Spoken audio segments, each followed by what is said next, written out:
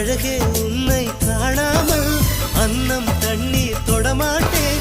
ஆகாயத்தின் மறுபக்கம் சென்றால் கூட விடமாட்டேன். உன்னை காணும் முன்னே கடவுள் வந்தாலும் கடவுளை தொழ மாட்டேன்.